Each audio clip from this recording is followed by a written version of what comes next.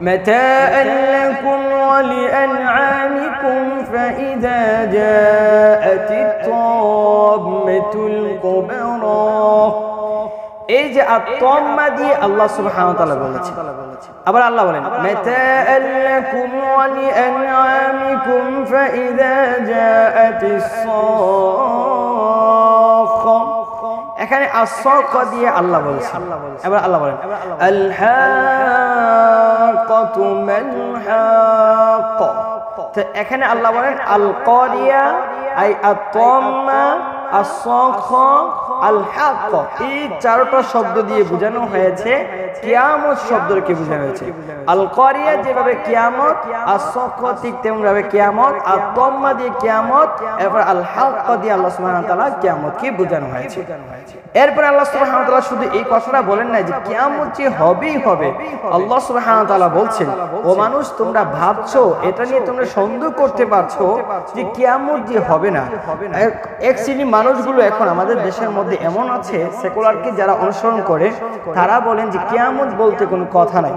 অথচ আল্লাহ সুবহানাহু ওয়া তাআলা কোরআন কারীমের ভিতরে সূরাতুল হজ্জ 7 নম্বর আয়াতে আল্লাহ সুবহানাহু ওয়া তাআলা বলছেন وأن الساعة آتية لا ريب فيها وأن الله يبعث من في القبور।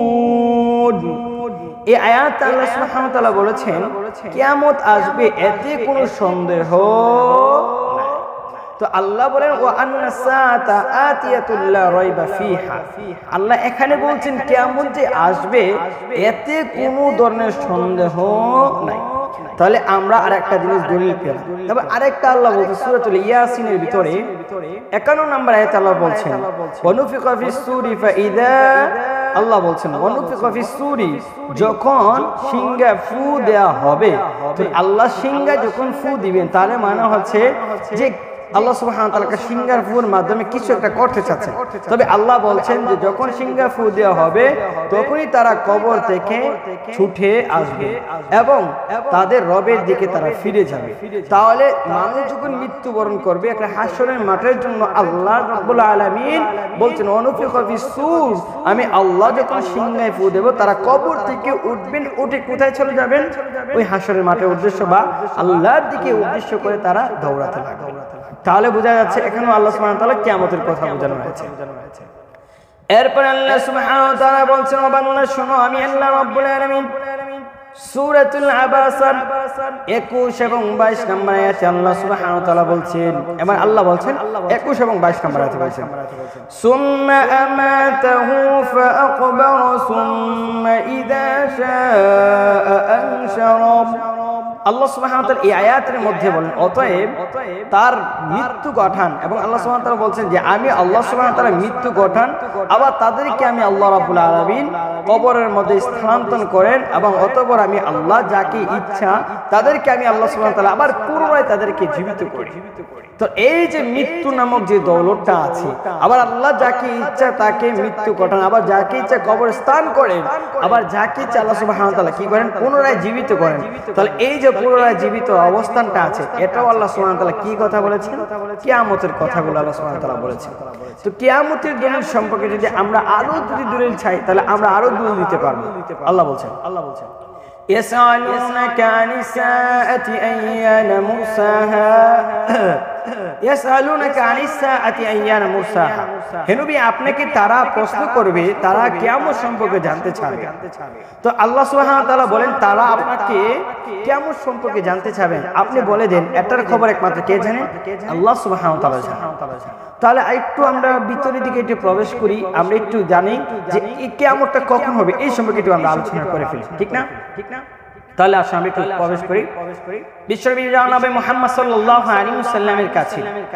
হযরত জিবরাইল আলাইহিস সালাতু ওয়াস সালাম আসলেন, এমন একটা অবস্থার মধ্যে আসলেন যে জিবরাইল আলাইহিস সালাতু ওয়াস সালামকে চিনাও যায় না। ওমর রাদিয়াল্লাহু তাআলা আনহু বলেন, এমন একজন মানুষ আসলেন যাকে আমি মক্কা এবং মদিনার মধ্যে কখনো কোনো সময় দেখি নাই। এসে মুহাম্মদ সাল্লাল্লাহু আলাইহি সাল্লামকে বলেন, মাতাস সাআত, কিয়ামত কখন হবে? তো মুহাম্মদ সাল্লাল্লাহু আলাইহি সাল্লাম বলেন, কিয়ামত কখন হবে এটা আমি জানি না, বরং যে ব্যক্তি প্রশ্ন করলেন সেও জানে না। কিভাবে প্রশ্ন করলেন? কারণ এর আগে মুহাম্মদ সাল্লাল্লাহু আলাইহি সাল্লামকে ঈমান সম্পর্কে জানলেন, ইসলাম সম্পর্কে জানলেন। মুহাম্মদ সাল্লাল্লাহু আলাইহি সাল্লাম উত্তর দিলেন। উত্তর দেওয়ার সাথে সাথে জিবরাইল আলাইহিস সালাম বলেন, নাম, আপনি সত্য বলেছেন, এই কথাটাকে সাপোর্ট করেছেন। বাট এই যে কিয়ামত কখন হবে এই কথা বলতে মুহাম্মদ সাল্লাল্লাহু আলাইহি ওয়াসাল্লাম বললেন, আমি জানি না। জিবরাইল আলাইহিস সালাম বললেন, ইয়া রাসূলুল্লাহ, কিয়ামত যে কখন হবে এটা আপনি জানেন না, তবে কিয়ামতের কিছু আলামতগুলো বর্ণনা করেন। মুহাম্মদ সাল্লাল্লাহু আলাইহি ওয়াসাল্লাম কিয়ামতের আলোচনাগুলো বর্ণনা করেছেন।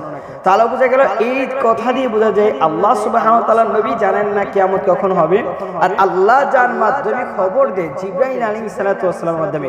এখানে জিবরাইল আলাইহিস সালামও জানেন না কিয়ামত কখন হবে। মজার পয়েন্ট কিন্তু এখানে ধরার বিষয়।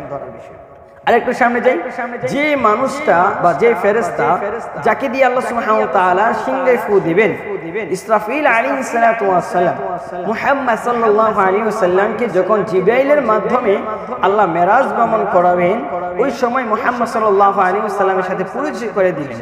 মুহাম্মদ সাল্লাল্লাহু আলাইহি ওয়াসাল্লাম ইসরাফিলকে দেখে বলেন, সালাম দিলেন।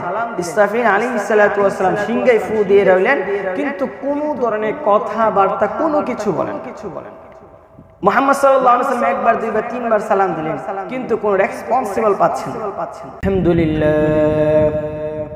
আলহামদুলিল্লাহ নাহমাদুহু ওয়া নাস্তাঈনুহু ওয়া নাস্তাগফিরুহু ওয়া নু'মিনু বিহি ওয়া নাতাওয়াক্কালু আলাইহি ওয়া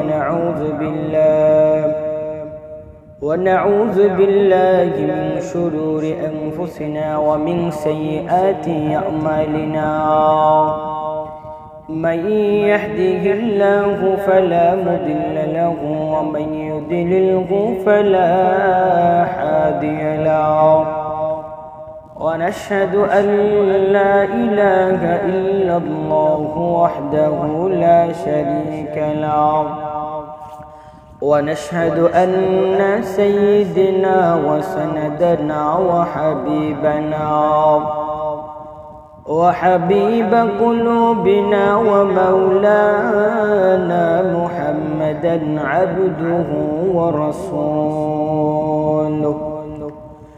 الذي أرسل إلى الناس كافة بشيرا ونذيرا ودائلا إلى الله بإذنه وسراجا منيرا. أما بعد فأعوذ بالله من الشيطان الرجيم. بسم الله الرحمن الرحيم.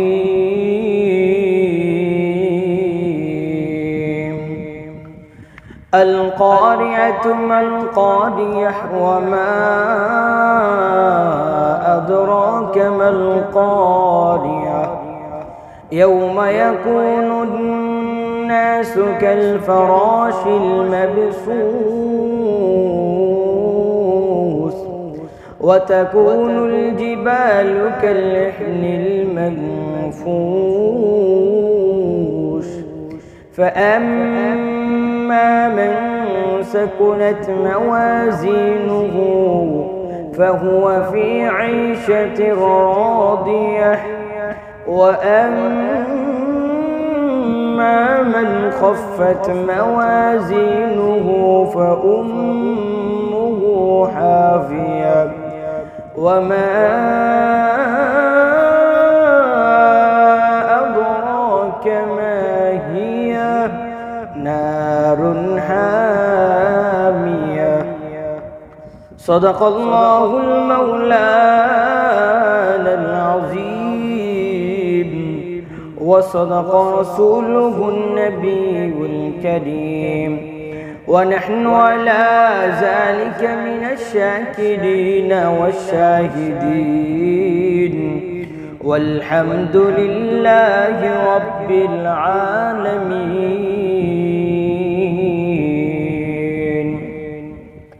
الحمد لله আল্লাহ সুবহানাহু ওয়া তাআলার নিকট লাখ শুকর আদায় করছি যে রব্বুল আলামিন আমাদেরকে কোরআন এবং সুন্নাহ থেকে কিছু কথা বলার জন্য সুযোগ করে দিয়েছেন। দুনিয়াবি ফাহশা কাজ থেকে আমাদেরকে ফারেক রেখে আল্লাহমুখী ওয়ালা হওয়ার জন্য আল্লাহ রাব্বুল আলামিন আমাদেরকে একটি চমৎকার একটি সময় আমাদেরকে দিয়েছেন। এর জন্য রবের নিকট শুকর আদায় করছি আলহামদুলিল্লাহ। মহাগ্রন্থ আল কোরআন কারীম থেকে সূরাতুল কারিয়াহ আপনাদের সামনে তেলাওয়াত করেছি। সূরাতুল কারিয়াহকে সামনে রেখে আল্লাহ রাব্বুল আলামিন যদি আমাকে তৌফিক এনায়েত করে তাহলে খুব অল্প সময়ে আপনাদের সামনে কিছু কথা বলবো। আমার তৌফিক ইল্লা বিল্লাহ।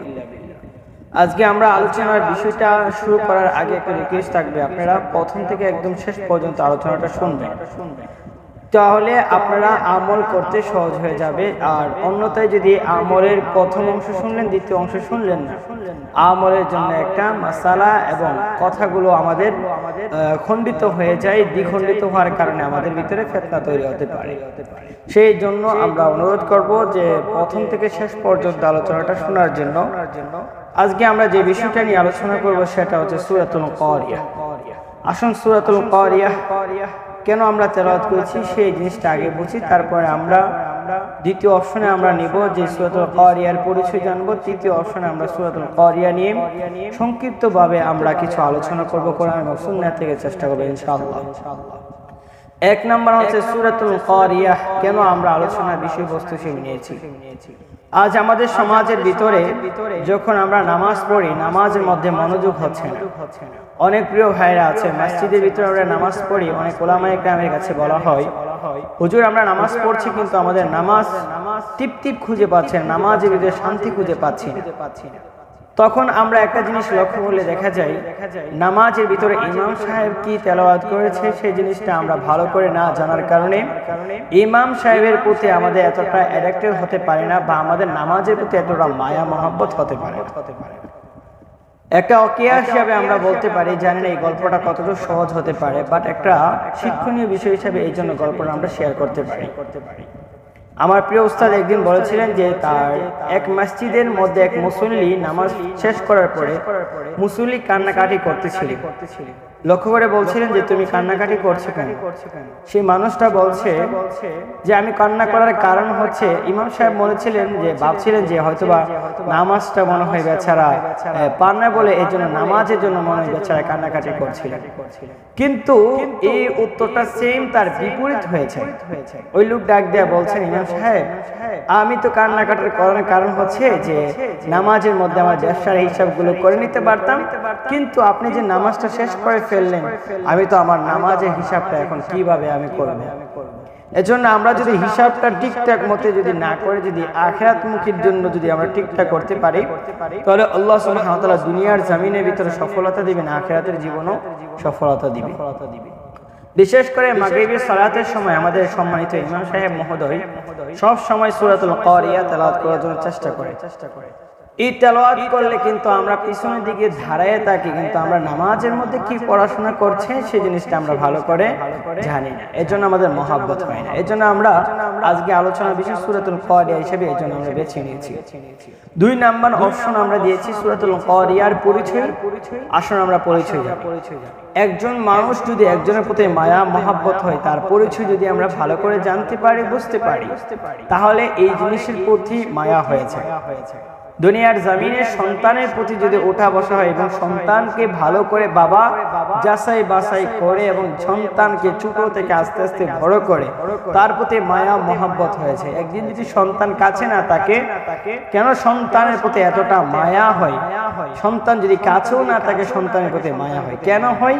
এই জিনিস সম্পর্কে সন্তান সম্পর্কে পিতা ভালো করে তার পরিচয় এবং তার ব্যাকগ্রাউন্ড সম্পূর্ণ সবকিছু জানে, এজন্য এই প্রতি সন্তানের প্রতি মায়া মহব্বত হয়েছে।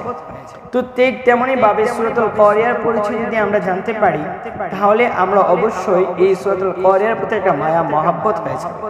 নাম্বার 1 এক নাম্বার পরিচয় হচ্ছে সূরাতুল কারিয়া। 2 নাম্বার 101 নাম্বার সূরা হচ্ছে সূরাতুল কারিয়া। তাহলে 114টা সূরার ভিতরে আমার তেলাওয়াতকৃত সূরা সূরাতুল কারিয়া হচ্ছে 101 নাম্বার সূরা। 3 নাম্বার হচ্ছে এই সূরার ভিতরে আল্লাহ সুবহানাহু ওয়া তাআলা একটা রুকু দিয়েছেন। 4 নাম্বার হচ্ছে এই সূরাটাকে আল্লাহ সুবহানাহু ওয়া তাআলা মাক্কিয়া হিসেবে অবতীর্ণ করেছেন। আমরা জানি আল্লাহ রাব্বুল আলামিন তার মহাগ্রন্থ আল কোরআনুল কারীমটাকে দুইটা ভাগে বিভক্ত করেছেন, মানে সূরা কাতকে অথবা মাক্কিয়া অথবা মাদানিয়া। কিন্তু আমার তেলাওয়াতকৃত সূরা সূরাতুল কারিয়া আল্লাহ সুবহানাহু ওয়া তাআলা এই সূরাটাকে আল্লাহ সুবহানাহু ওয়া তাআলা মক্কার ভিতরে আল্লাহ সুবহানাহু ওয়া তাআলা অবতীর্ণ করেছেন। এরপর হচ্ছে আমাদের পরিচয় হচ্ছে কোন কোন সূরার ভিতরে আল্লাহ সুবহানাহু ওয়া তাআলা 3টা 4টা 5টা 6টা আয়াত দেন, কিন্তু আমার তেলাওয়াতকৃত সূরা সূরাতুল কারিয়ার ভিতরে আল্লাহ সুবহানাহু ওয়া তাআলা 11টি আয়াত নাযিল করেছেন। তার সাথে সাথে তার একটা মিল রয়েছে, এই সূরার সাথে একটা মিল রয়েছে, মানে এই সূরার যে বিষয়বস্তুটা আছে এটার সাথে একটা মিল রয়েছে সূরাতুল জিলজাল। এই সূরাটিও রয়েছে 99 নাম্বার সূরা, মানে 99 নাম্বার সূরা, এবং এই সূরাটাও সূরাতুল জিলজালও মক্কার ভিতরে আল্লাহ সুবহানাহু ওয়া তাআলা অবতীর্ণ করেছেন। এই সূরার ভিতরে 8টি আয়াত রয়েছে এবং একটি রুকু রয়েছে। তাহলে আমরা রিলেটিভ যে বিষয়টা আছে এই যে সূরাতুল কারিয়ার সাথে আরেকটা রিলেটিভ সূরা আছে সূরাতুল জিলজাল, এই জিলজালের সাথে সম্পর্ক আছে আমাদের সূরাতুল কারিয়া। তাহলে আই রিপিট, আমরা পুনরায় সূরাতুল কারিয়ার পরিচয়টা জানি। 1 নাম্বার সূরাতুল কারিয়া, 2 নাম্বার 101 নাম্বার সূরা, 3 নাম্বার সূরাতুল কারিয়া একটি রুকু রয়েছে, 4 নাম্বার সূরাতুল কারিয়া হচ্ছে মাক্কি সূরা, এরপরে 5 নাম্বার হচ্ছে 101 নাম্বার সূরা। তো বললাম এটার ভিতরে আল্লাহ সুবহানাহু ওয়া তাআলা 11টি আয়াত দিয়েছেন এবং আমরা মোটামুটি এই সম্পর্কে আমরা ভালো করে অবজারভেশন করেছি। আসলে আমরা সূরাতুল কারিয়া এই আয়াতের শুরুর দিকে আমরা আল্লাহ সুবহানাহু ওয়া তাআলা কি বলেন, আল্লাহ সুবহানাহু ওয়া তাআলা বলছেন। আমরা এখন আলোচনার ভিতরে প্রবেশ করি। আল্লাহ বলেন আল কারিয়া। এই আল কারিয়া মহাপ্লাবন একটা শব্দের কথা আল্লাহ সুবহানাহু ওয়া তাআলা বলেছেন। তো এই সূরাতুল কারিয়ার নামকরণ করেছেন কেন আমরা জানি। মুফাসসির কিরামগণ বলেন যে আল্লাহ সুবহানাহু ওয়া তাআলা যে সূরাটাকে অবতীর্ণ করেন ওই সূরার শুরুতে অথবা এই সূরার ভিতরে এই আয়াতটা বা এই শব্দটা খুঁজে পাওয়া যায়, যে নামকরণ করেন যে শব্দটা নিক্ষেপ করে। অথবা আরেকটা মত হতে পারে এমন যা তার গঠন বা তার কোন কারণে তার শানে নুজুল যেটা বোঝানো হয়, এই শানে নুজুলকে প্রেক্ষাপট হিসেবে নিয়ে আল্লাহ সুবহানাহু ওয়া তাআলা নামকরণ করেছেন। কিন্তু আমার সূরাতুল কারিয়ার ভিতরে আল্লাহ সুবহানাহু ওয়া তাআলা শুরুতেই বলছেন। আমরা একটু উদাহরণ হিসেবে চাই, যেমন আল্লাহ বলেন ইন্না আ'তাইনাকাল কাউসার। এই যে সূরাতুল কাউসার নামকরণ করেছে, এই যে কাউসার শব্দটার দিকে নিক্ষেপ করে। আবার আল্লাহ বলেন কুল ইয়া আইয়ুহাল কাফিরুন। এই যে কাফিরুন সূরাতুল কাফিরুন, এই যে কাফিরুন শব্দের দিকে উল্লেখ করে নামকরণ করেছে সূরাতুল কাফিরুন। যেমন আটটো যায় ইন্না আনজালনাহু ফি লাইলাতিল কদর। এই যে লাইলাতুল কদর শব্দটার দিকে উল্লেখ করে আল্লাহ সুবহানাহু ওয়া তাআলা নাম করেছেন সূরাতুল কদর। তাহলে আমার শুরুতে আল্লাহ বলছেন আল কারিআতু মাল কারিয়া।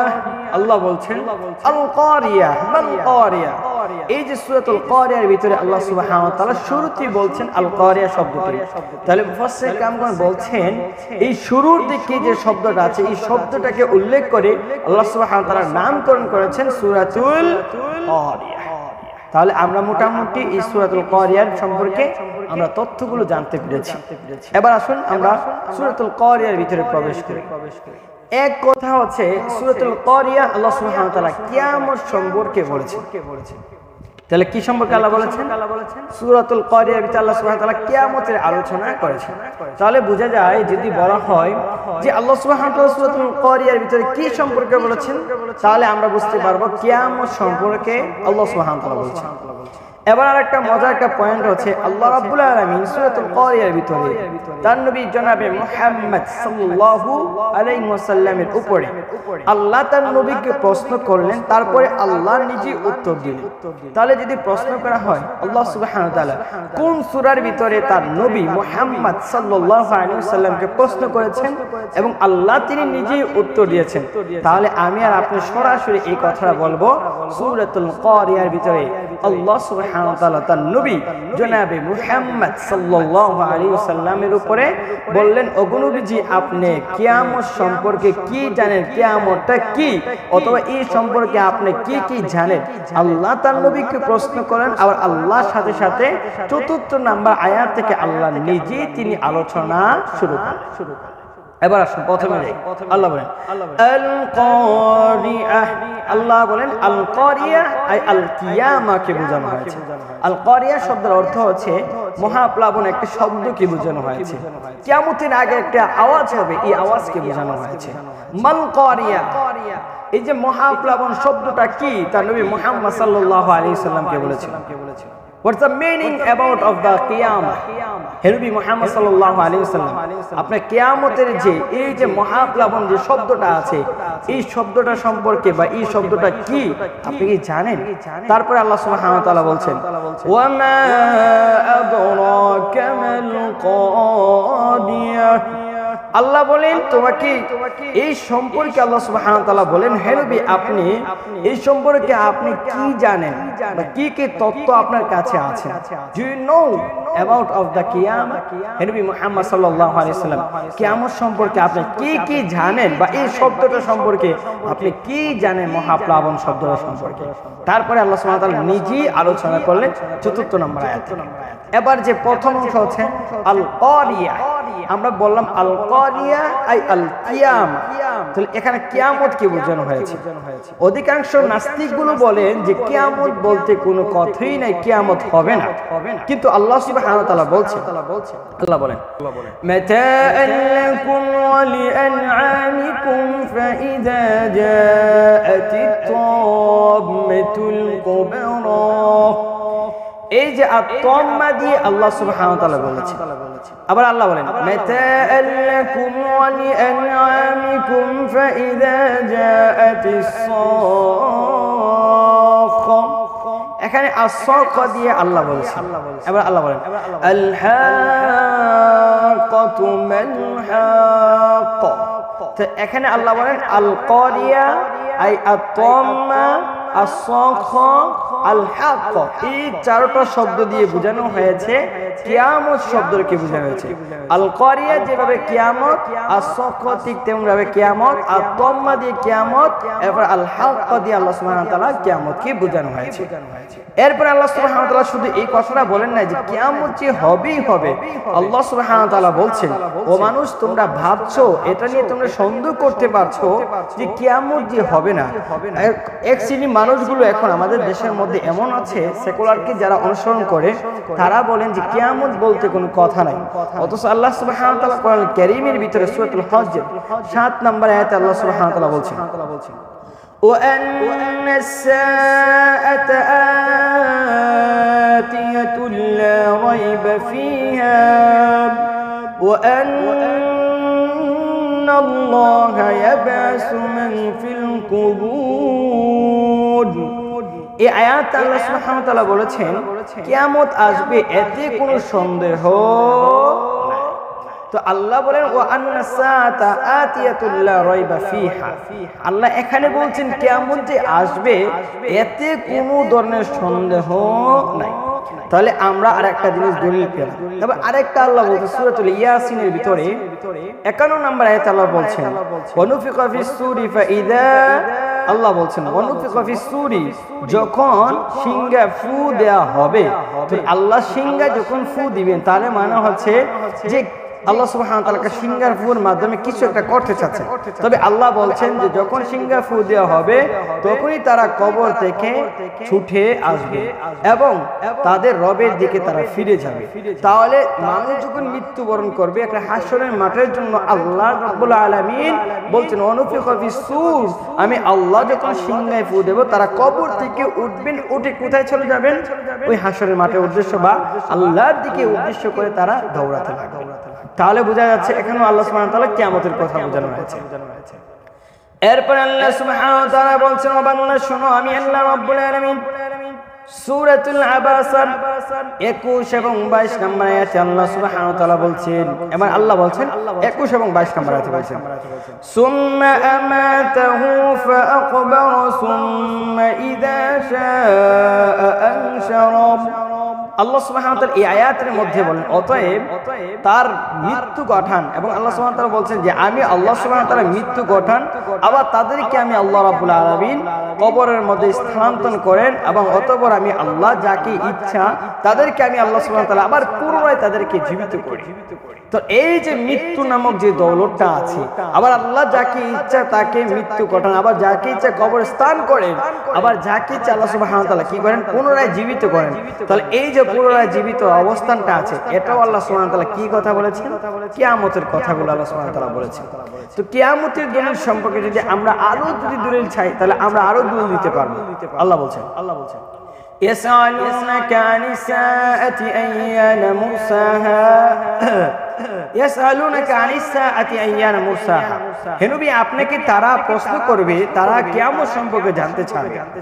তো আল্লাহ সুবহানাহু ওয়া তাআলা বলেন তারা আপনাকে কিয়ামত সম্পর্কে জানতে চাবেন, আপনি বলে দেন এটার খবর একমাত্র কে জানেন? আল্লাহ সুবহানাহু ওয়া তাআলা জানেন। তাহলে একটু আমরা ভিতরের দিকে একটু প্রবেশ করি, আমরা একটু জানি যে এই কিয়ামতটা কখন হবে, এই সম্পর্কে একটু আমরা আলোচনা করে ফেলি, ঠিক না? তাহলে আসলে আমরা একটু প্রবেশ করি বিশ্বনবী জনাবে মুহাম্মদ সাল্লাল্লাহু আলাইহি ওয়াসাল্লামের কাছে। হযরত জিবরাইল আলাইহিস সালাতু ওয়াস সালাম আসলেন, এমন একটা অবস্থার মধ্যে আসলেন যে জিবরাইল আলাইহিস সালাতু ওয়াস সালামকে চিনো যায় না। ওমর রাদিয়াল্লাহু তাআলা আনহু বলেন এমন একজন মানুষ আসলেন যাকে আমি মক্কা এবং মদিনার মধ্যে কখনো কোনো সময় দেখি নাই। এসে মুহাম্মদ সাল্লাল্লাহু আলাইহি ওয়াসাল্লামকে বলেন মাতাস সাআত, কিয়ামত কখন হবে? তো মুহাম্মদ সাল্লাল্লাহু আলাইহি ওয়াসাল্লাম বলেন কিয়ামত কখন হবে এটা আমি জানি না, বরং যে ব্যক্তি প্রশ্ন করলেন সেও জানে না। কিভাবে প্রশ্ন করলেন? কারণ এর আগে মুহাম্মদ সাল্লাল্লাহু আলাইহি ওয়াসাল্লামকে ঈমান সম্পর্কে জানলেন, ইসলাম সম্পর্কে জানলেন। মুহাম্মদ সাল্লাল্লাহু আলাইহি ওয়াসাল্লাম উত্তর দিলেন, উত্তর দেওয়ার সাথে সাথে জিবরাইল আলাইহিস সালাতু ওয়াসাল্লাম বলেন নাম, আপনি সত্য বলেছেন, এই কথাটাকে সাপোর্ট করেছেন। বাট এই যে কিয়ামত কখন হবে এই কথা বলতে মুহাম্মদ সাল্লাল্লাহু আলাইহি ওয়াসাল্লাম বললেন আমি জানি না। জিবরাইল আলাইহিস সালাতু ওয়াসাল্লাম বললেন ইয়া রাসূলুল্লাহ, কিয়ামত যে কখন হবে এটা আপনি জানেন না, তবে কিয়ামতের কিছু আলামতগুলো বর্ণনা করেন। মুহাম্মদ সাল্লাল্লাহু আলাইহি ওয়াসাল্লাম কিয়ামতের আলোচনাগুলো বর্ণনা করেছেন। তাহলে বোঝা গেল এই কথা দিয়ে বোঝা যায় আল্লাহ সুবহানাহু ওয়া তাআলা নবী জানেন না কিয়ামত কখন হবে, আর আল্লাহ যার মাধ্যমে খবর দেয় জিবরাইল আলাইহিস সালাতু ওয়াসাল্লামের মাধ্যমে। এখানে জিবরাইল আলাইহিস সালাতু ওয়াসাল্লামও জানেন না কিয়ামত কখন হবে। মজার পয়েন্ট কিন্তু এখানে ধরার বিষয়।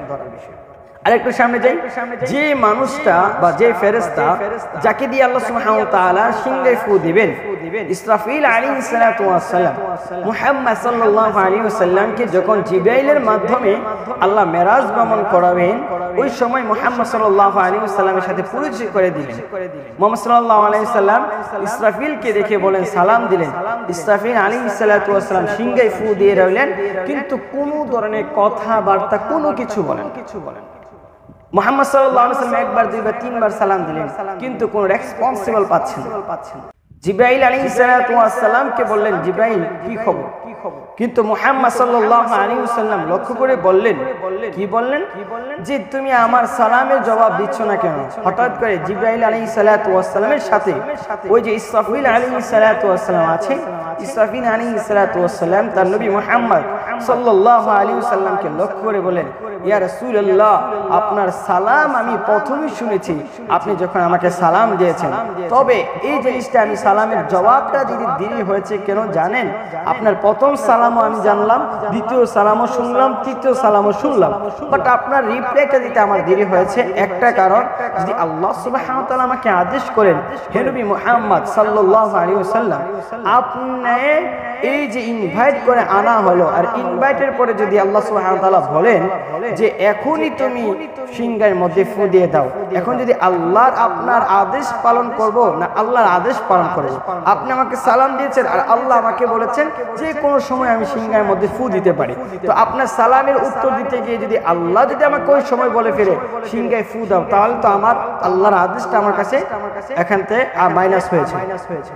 তখন ইসরাফিল আলাইহিস সালাতু ওয়াস সালাম বললেন আল্লাহ সুবহানাহু ওয়া তাআলা আমাকে বলেছেন এখন ইসরাফিল সিংহে ফু দেবে না, তুমি মুহাম্মদ সাল্লাল্লাহু আলাইহি ওয়াসাল্লামের সালামের জবাবটা তুমি দাও।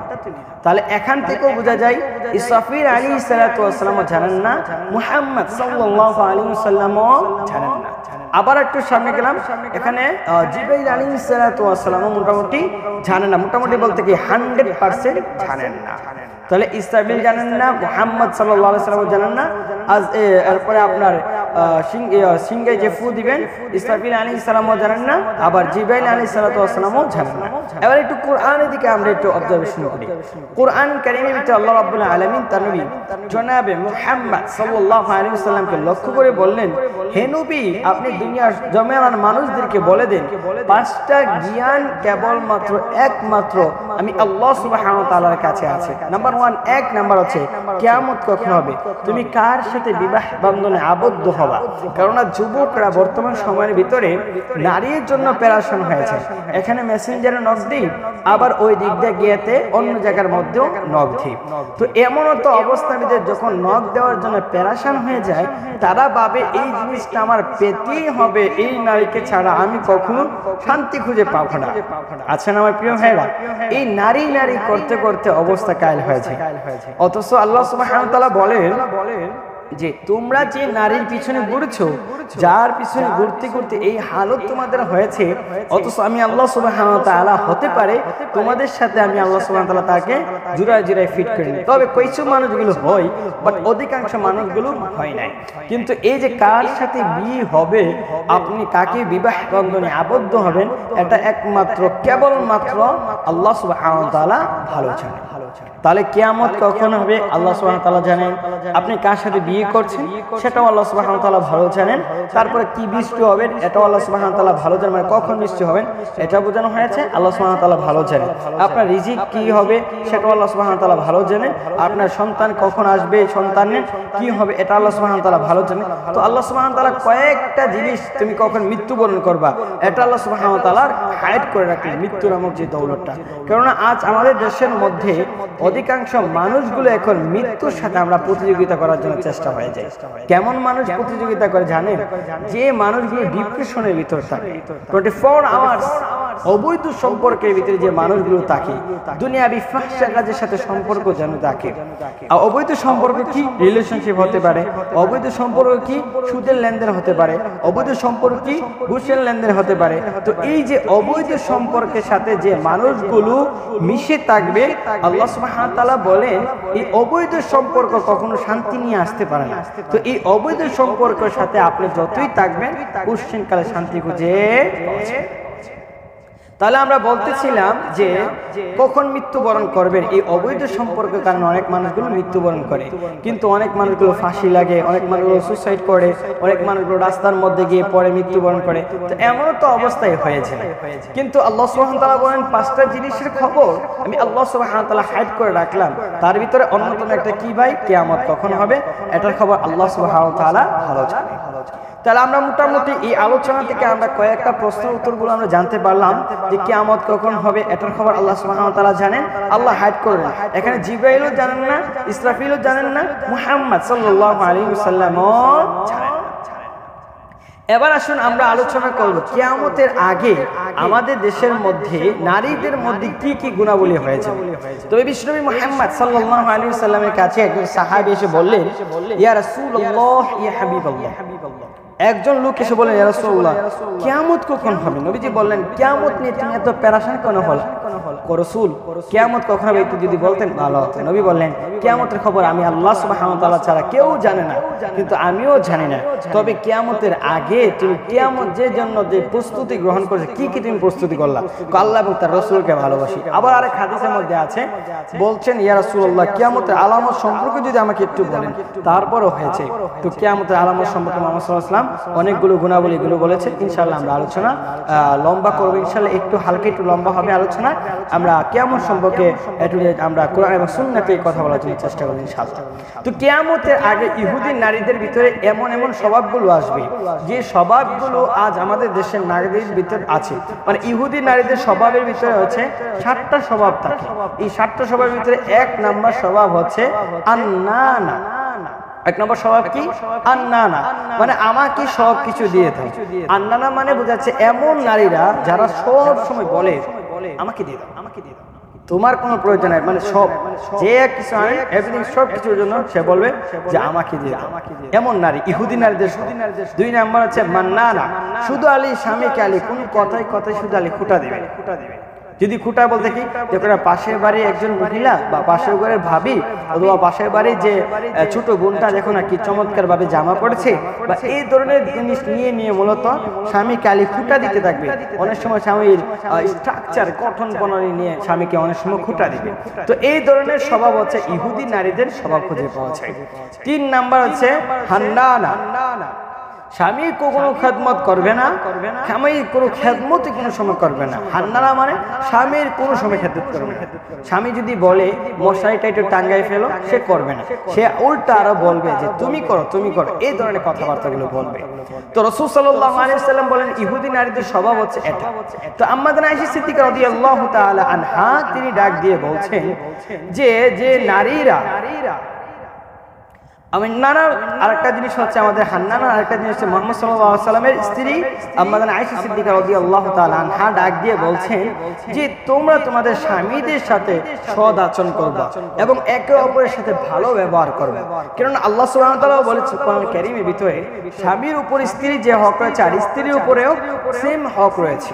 শুধু তাই নয়, এখানে আমাদের একটা মজার পয়েন্ট আছে, আমরা শুধু স্ত্রীদের উপর বললে চলবে না, আমরা স্বামী যারা আছে এই স্বামীদের উপরে কিছু কর্তব্য রয়েছে।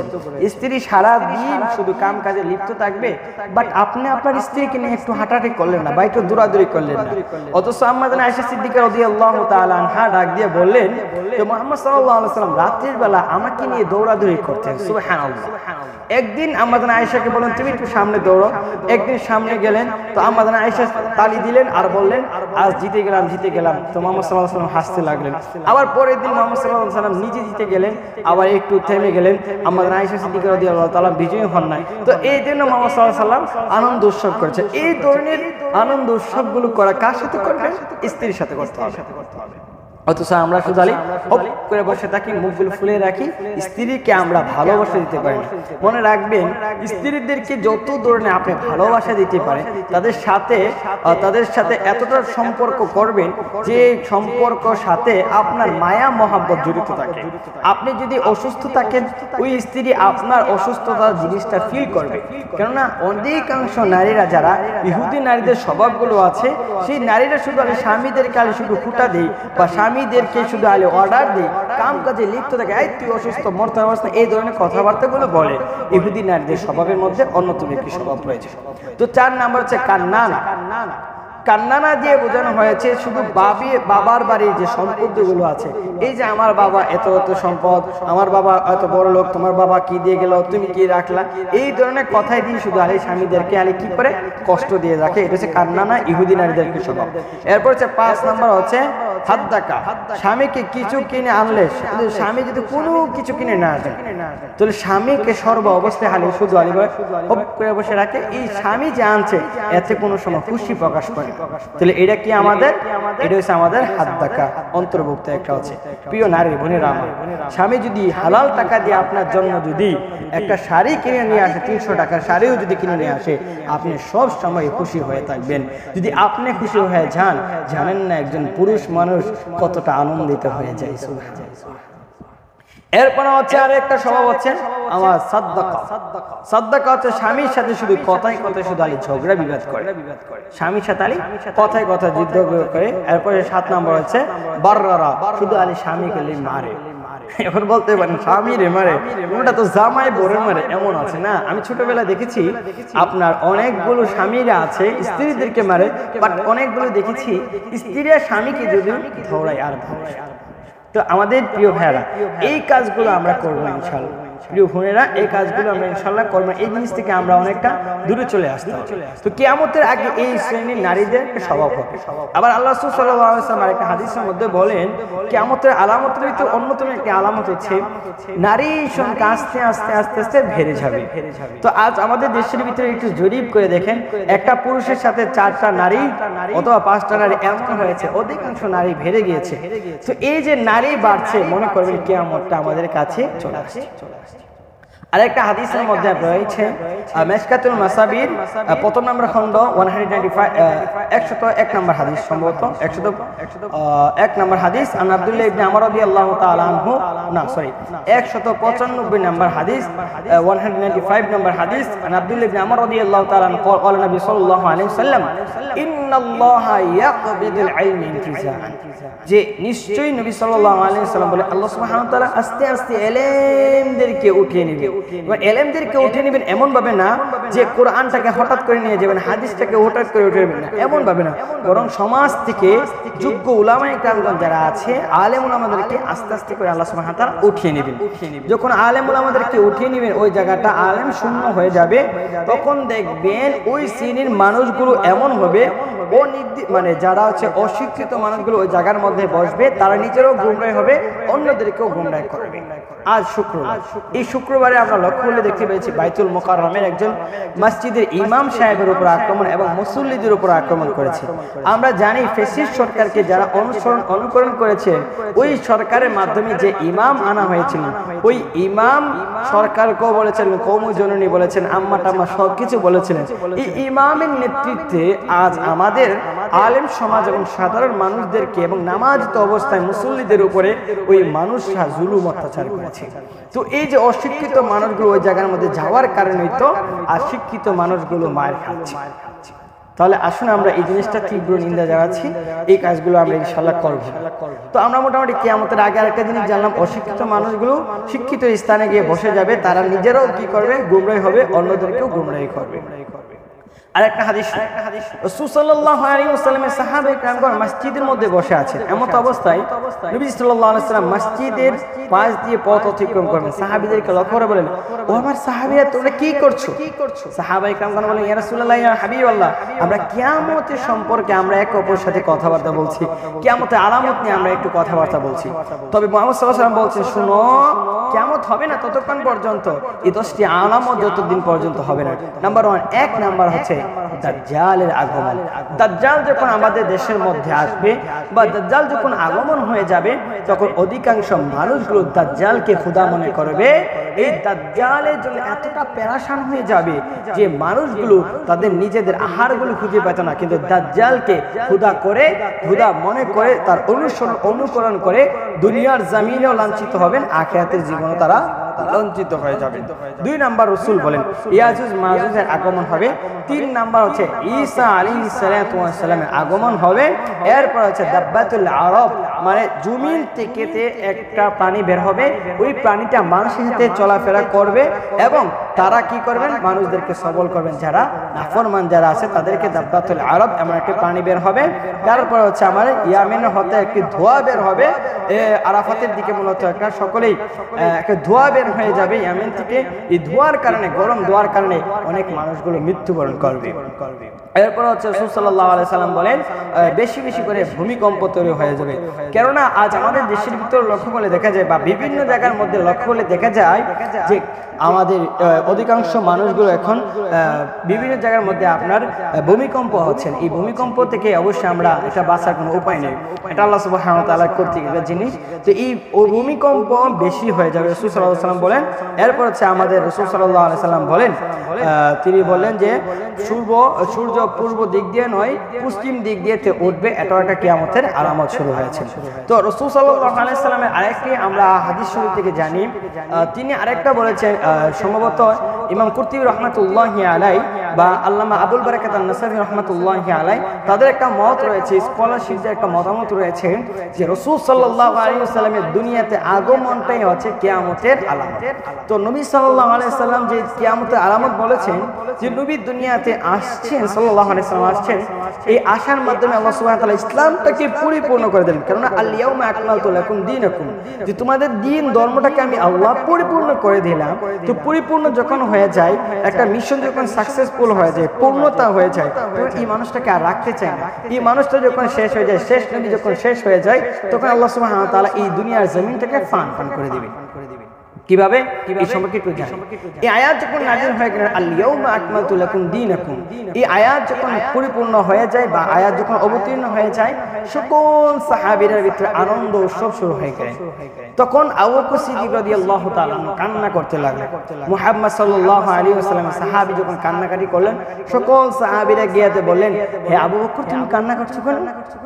আবু বকর সিদ্দিক রাদিয়াল্লাহু তাআলা বললেন, সাহাবায়ে কিরামগণ শুনো, রাসূলুল্লাহ সাল্লাল্লাহু আলাইহি ওয়াসাল্লাম এই ইসলাম যে ধর্ম আল্লাহ পরিপূর্ণ করেছেন, রাসূল আস্তে আস্তে এখন বিদায় হয়ে যাবে, রাসূলকে আল্লাহ সুবহানাহু ওয়া তাআলা আর রাখবেন না। কেননা অপর একটি হাদিসের মধ্যে আমরা পেয়েছি রাসূল বলেছেন যে এই যে নবুয়ত বলেন বা ইসলামটাকে যে সাজালেন বা একটা গড় হিসেবে রাসূল বলেছেন যে একটা গড়ের ভিতরে যতগুলো ইট রয়েছে এই ইটটাকে সম্পূর্ণভাবে সাজালেন, কিন্তু একটা ইট শুধু খালি রাখলেন, সেই ইটটা পূর্ণ করেন মুহাম্মদ সাল্লাল্লাহু আলাইহি সাল্লামের মাধ্যমে। যখন যেহেতু বাড়িটা কমপ্লিট হয়ে গেছে, রাসূল আর থাকবেন না, চলে যাবেন। তো সাহাবায়ে কিরাম বলেন যদি এমন যদি হয়ে যায়, চলো আমরাও কান্নাকাটি করব, আমরা কেন আনন্দ উৎসবগুলো করব? দেখেন রাসূলের এই কথা শুনে সকল সাহাবায়ে কিরাম বলেন আমরা আনন্দ বন্ধ করে দিলাম, কান্নাকাটি করব। যদি এমন হয়ে থাকে রাসূলের কাছে যান, কিন্তু আমাদের রাসূলের আগমন নিয়ে তো আমরা হ্যাপি বার্থডে করি প্রিয় ভাইরা, এই জিনিসটা আমাদের বুঝে আসে না।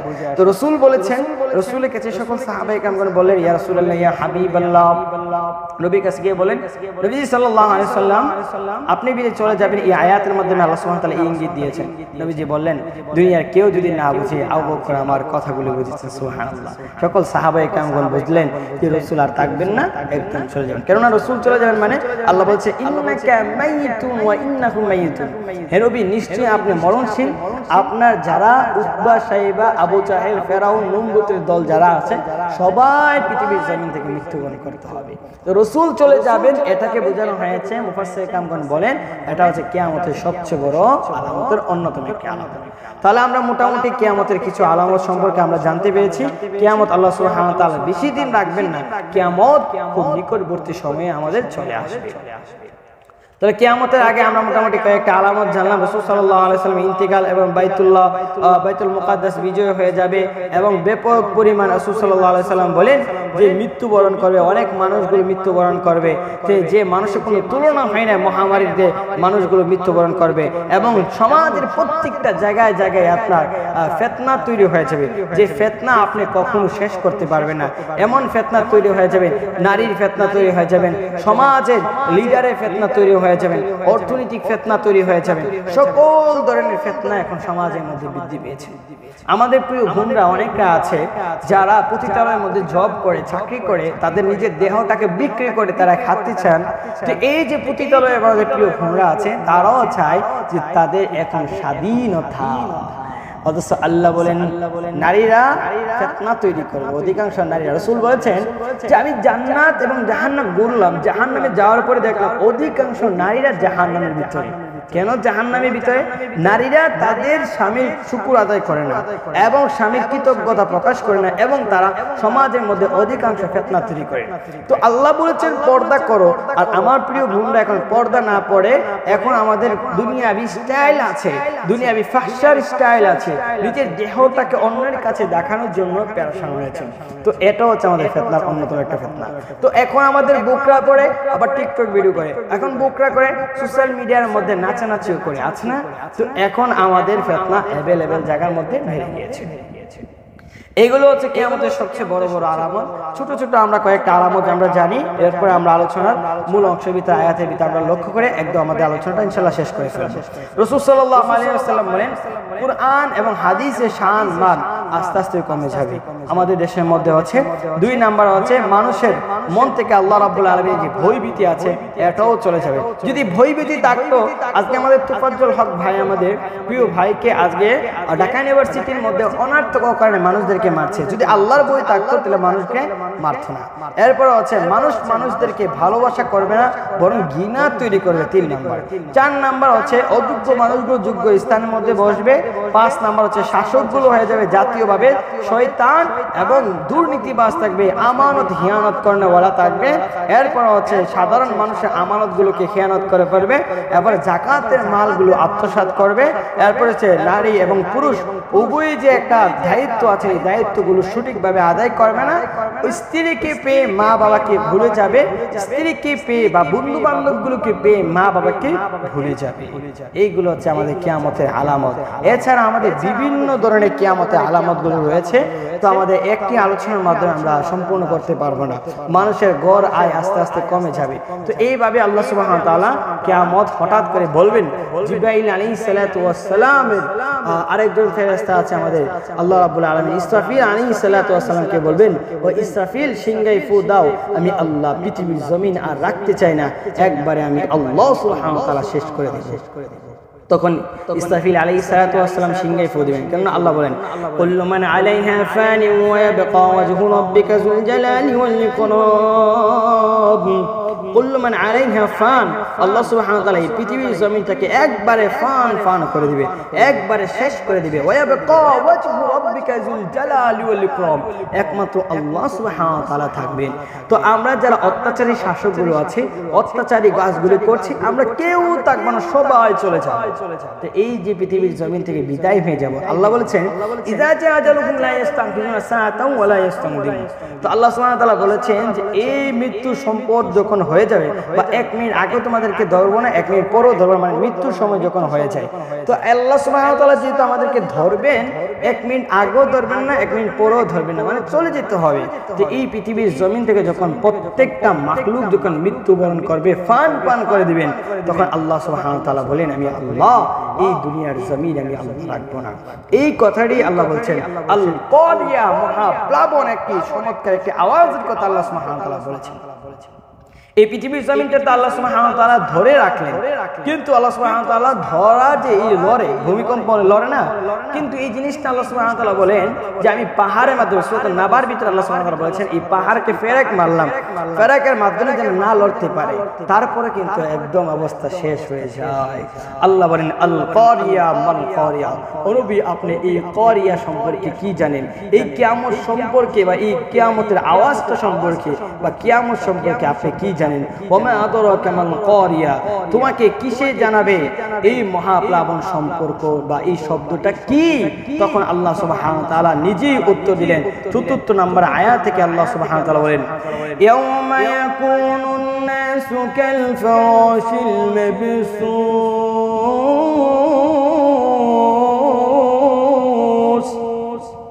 তো আল্লাহ সুবহানাহু ওয়া তাআলা বলেন, সেদিন মানুষ হবে বিক্ষিপ্ত পতঙ্গের মতন উড়াতে থাকবে।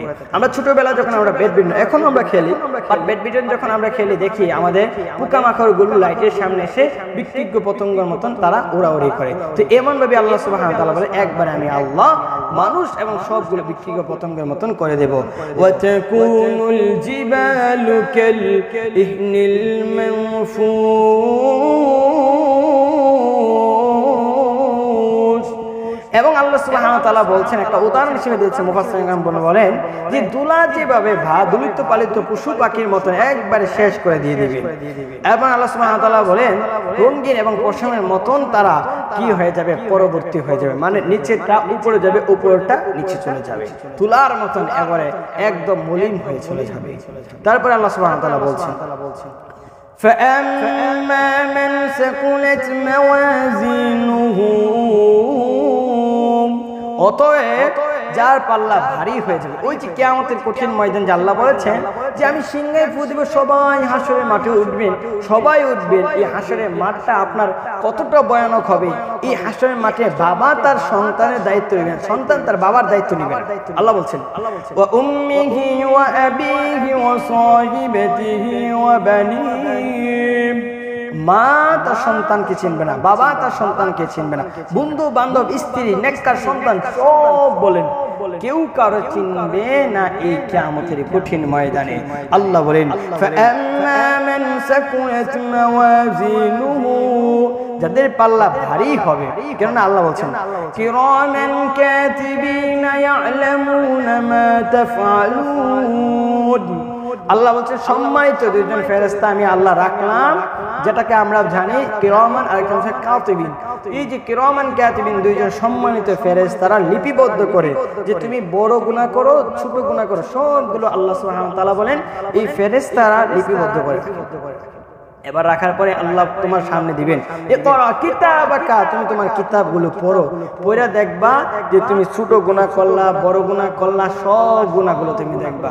দেখার পরে আল্লাহ বলেন ফাআম্মা মান সাকুলাত মাওয়াজিনুহু, অতএব যাদের পাল্লাটা ভারী হয়ে যাবে, যাদের পাল্লা আমলের পাল্লা ভারী হয়ে যাবে, আল্লাহ বলেন ফাহুয়া ফি আইশাতির রাদিয়া, সে থাকবে ওই অনন্তকাল রাদিয়া নামক একটা আল্লাহ সুবহানাহু ওয়া তাআলা বলেন শান্তির স্থান। সেই জিনিসটা হচ্ছে জীবন যাপন করবে শান্তির স্থান, সেটা হচ্ছে কি ভাই? কেন আল্লাহ বলেন ইন্নাল্লাযীনা আমানু ওয়া আমিলুস সালিহাতি কানাত লাহুম জান্নাতুল ফিরদাউসি নুজুলা। আল্লাহ বলেন নিশ্চয়ই যারা আমল সালেহ করবে নেক কাজগুলো করবে তাদেরকে জান্নাতুল ফিরদাউস নুজুলার মেহমান আমি আল্লাহ সুবহানাহু ওয়া তাআলা দিব। তবে আল্লাহ বলেন ইয়া আইয়াতুহান নাফসুল মুতমাইন্নাহ ইরজিই ইলা রাব্বিকি রাদিয়াতাম মারদিয়া ফাদখুলি ফি ইবাদি ওয়াদখুলি জান্নাতি। আল্লাহ বলেন ইয়া আইয়াতুহান নাফসুল মুতমাইন্নাহ, হে প্রশান্ত মন মানুষের আত্মাকে আল্লাহ ডাক দিয়ে বলেন ইয়া আইয়াতুহান নাফসুল মুতমাইন্নাহ ইরজিই ইলা রাব্বিকি রাদিয়াতাম মারদিয়া, তুমি তোমার রবের কাছে ফিরে যাও, আল্লাহর কাছে গেলাম। তারপর আল্লাহ বলেন ফাদখুলি ফি ইবাদি ওয়াদখুলি জান্নাতি, আল্লাহ বলেন আল্লাহ ওয়ালাদের অন্তর্ভুক্ত হও আর ওয়াদখুলি জান্নাতি, আল্লাহর তৈরি জান্নাতে যাও। তাহলে আল্লাহ বলেন ইয়া আইয়াতুহান নাফসুল মুতমাইন্নাহ ইরজিই ইলা রাব্বিকি রাদিয়াতাম মারদিয়া ফাদখুলি ফি ইবাদি ওয়াদখুলি জান্নাতি। তাহলে ইবাদত করনেওয়ালা বান্দা যদি হন আল্লাহ বললেন তোমাকে সুসংবাদ দিবে। এই যে জান্নাতের ভিতরে তুমি কি যাবে, আর আল্লাহ বলেন তোমাদের যদি এই আমলনামা যদি পাতলা হয়, আল্লাহ বলেন ওয়া আম্মা মান খাফফাত মাওয়াজিনুহু, যাদের আমলগুলো পাতলা হয়ে যাবে, ভারী হবে না পাতলা হয়ে যাবে, আমলগুলো শূন্য হয়ে যাবে, তারপর আল্লাহ বলেন ফা উম্মুহু হাফিয়া, অতএব আমি আল্লাহ রাব্বুল আলামিন তাদেরকে হাবিয়া নামক স্থানে দেব। তাহলে যাদের আমল পাতলা হয়ে যাবে তাদেরকে হাবিয়া নামক স্থান দিবে। ওয়া আম্মা মান খাফফাত মাওয়াজিনুহু ফা উম্মুহু হাবিয়া ওয়া মা আদরাকা মা হিয়া, ও নবী আল্লাহ সুবহানাহু ওয়া তাআলা মুহাম্মদ সাল্লাল্লাহু আলাইহি ওয়াসাল্লামকে লক্ষ্য করে বলেন ওয়া মা আদরাকা মা হিয়া, আর এই হাবিয়া সম্পর্কে বা এই হাবিয়াটা কি, আল্লাহ সুবহানাহু ওয়া তাআলা বলেন নারুন হামিয়া, এটা হচ্ছে নার মানে আগুন স্থান বা এই আগুন দিয়ে সাজানো হয়েছে এই জাহান্নাম। আল্লাহ সুবহানাহু ওয়া তাআলার এই কথা যখন মানুষের কাছে আসবে, এই রায় আসবে বান্দা যাও জাহান্নামের ভিতরে যাও, তখন আল্লাহ বলবেন এই বান্দাগুলো কি বলবেন, আল্লাহ বলেন রব্বিস সামাওয়াতি ওয়াল আরদি ওয়া মা বাইনাহুমার রহমান লা ইয়ামলিকুনা মিনহু ইতাবা, রবের সামনে সবাই দাঁড়াবে, রব্বিস সামাওয়াতি ওয়াল আরদ, আল্লাহর কাছে সবাই দাঁড়াবে, রব্বিস সামাওয়াতি ওয়াল আরদি ওয়া মা বাইনাহুমার রহমান লা ইয়ামলিকুনা মিনহু ইতাবা ইয়াউমা ইয়াকুমুর রূহু ওয়াল মালাইকাতু সাফফান লা ইয়াতাকাল্লামুন সাফফান লা ইয়াতাকাল্লামুনা ইল্লা মান আযিনা লাহুর রাহমানু ওয়া ক্বালা সাওয়াবা যালিকাল ইয়াউমুল হাক্ক ফামান শাআ আত্তাখাযা ইলা রাব্বিহি মাআবা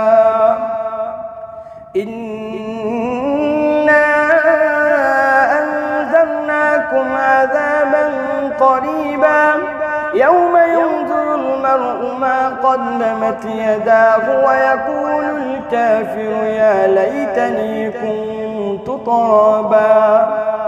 ওই দিন আল্লাহ সুবহানাহু ওয়া তাআলার কাছে সবাই দাঁড়ায়, সাফফান লা ইয়াতাকাল্লামুন, কাতার বুদ্ধি সবাই দাঁড়াবে, আমিও দাঁড়াবো, যারা জুলুম অত্যাচার করেছেন সবাই দাঁড়াবে, সবাই কাতার বুদ্ধি হয়েছে আল্লাহ সুবহানাহু ওয়া তাআলা কাতার কাতার করে সবাই দাঁড়াবে।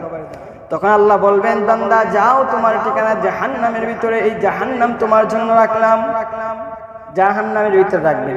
তখন এই সংবাদ দেওয়ার পরে আল্লাহ বলেন যে যাকে ইচ্ছে আমি আল্লাহ তাদেরকে কথা বলার অনুমতি দেব, আমি আল্লাহর কাছে স্পেশালি আমি আল্লাহ যাকে অনুমতি দেব তারা কথা বলবে, যাদেরকে দেব না তারা কোনো কথাই বলবে।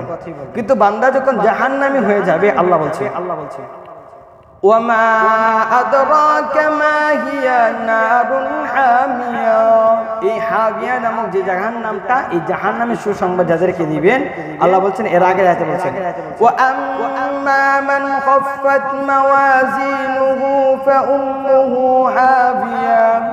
আল্লাহ বলছেন এই হাবিয়া নামক স্থানে যাদেরকে দিবেন পাল্লা যাদের ভারী হবে না, পাতলা হয়ে যাবে, তখন তারাও বলবেন ওয়া ইয়াকুলুল কাফিরু ইয়া লাইতানি কুনতু তুরাবা, তখন তারা বলবেন, আফসোস করে বলবেন আল্লাহ মানুষ না বানায় আমাদেরকে যদি জানোয়ার বানাইতে তাহলে তা কত না ভালো আছে। তখন জাহান্নামের ভিতরে যে যাবে জাহান্নামের ফেরেশতারা বলবেন سألهم خزنتها ألم يأتكم نذير قالوا بلى قد جاءنا نذير فكذبنا وقلنا ما نزل الله من شيء إن أنتم إلا في ضلال كبير وقالوا لو كنا نسمع أو نأكل ما كنا في أصحاب السعير। ওই মানুষগুলো বলবেন, জাহান্নামের ফেরেশতারা বলবেন যে তোমাদের কাছে কি আলেম ওলামারা যায় না? তখন তারা বলবেন হ্যাঁ গেছিল, কিন্তু কেন নবী রাসূলদের দাওয়াত তোমাদের কাছে পৌঁছে নাই? কেউ গেছে, কিন্তু আমরা ভাবছিলাম যে তারা মিথ্যা কথা বলে। তখন তারা বলবেন ফাকাযযাবনা ওয়া কুলনা মা নাযালাল্লাহু মিন শাইইন, তখন তারা বলেন ফাকাযযাবনা আমরা অস্বীকার করেছিলাম। তো আল্লাহ বলবে যে অস্বীকার যেহেতু করেছিলা আজ তোমাদের ঠিকানা আমি আল্লাহ সুবহানাহু ওয়া তাআলা জাহান্নাম দেব, যে জাহান্নামের ভিতরে তোমরা অনন্তকাল থাকবা। যে জাহান্নাম কি তোমাদেরকে সাজানো হয়েছে তোমাদের কি দিয়ে? এই কষ্ট দিয়ে আনন্দ উৎসব দিয়ে আল্লাহ বলেন নাই, জাহান্নামটাকে আমি আল্লাহ সুবহানাহু ওয়া তাআলা এই আনন্দ উৎসবের মাধ্যমে আল্লাহ সুবহানাহু ওয়া তাআলা সাজাইলাম। কেননা আবু হুরায়রা থেকে একটা হাদিস পাওয়া যায়, তিরমিজি শরীফের হাদিসের মধ্যে পাওয়া যায়, আল্লাহ জান্নাতকে এবং জাহান্নামকে সাজানো পরে জিবরাইলকে বললেন যাও জাহান্নামের ভিতরে দেখো, জাহান্নামের আলোচনাগুলো দেখে আসে বা চক্ষুতে তিনি আযাবগুলো দেখে সে আল্লাহকে বলেন তোমার জাত ও সিফাতের কসম, আল্লাহর কসম কাটলেন, বললেন জাহান্নাম সম্পর্কে যদি মানুষগুলো জানে এবং বুঝে তাহলে এই মানুষগুলো জাহান্নামে কখনো আসবে না। আবার জাহান্নামের চতুর্দিকটা এই যে আলেম ওলামারা বলে তারা যে অস্বীকার করে এই জিনিস দিয়ে জাহান্নামটা চতুর্দিকটা আল্লাহ সুবহানাহু ওয়া তাআলা বলেন সাজালাম। তখন জিবরাইলকে বললাম জিবরাইল আবার যাও তো একটু দেখে আসো কি অবস্থা। তো জিবরাইল গেলেন, দেখে এসে বললেন আল্লাহ তোমার জাত ও সিফাতের কসম আমার মনে হয় অধিকাংশ মানুষগুলো ওই জাহান্নামের ভিতরে প্রবেশ করে। তাহলে এই জাহান্নামের ভিতরে যদি যাও তাহলে এই জাহান্নাম অনন্তকাল থাকবা, যেখানে মরণ নাই জীবন নাই। সুম্মা লা ইয়ামুতু ফিহা ওয়া লা ইয়াহইয়া,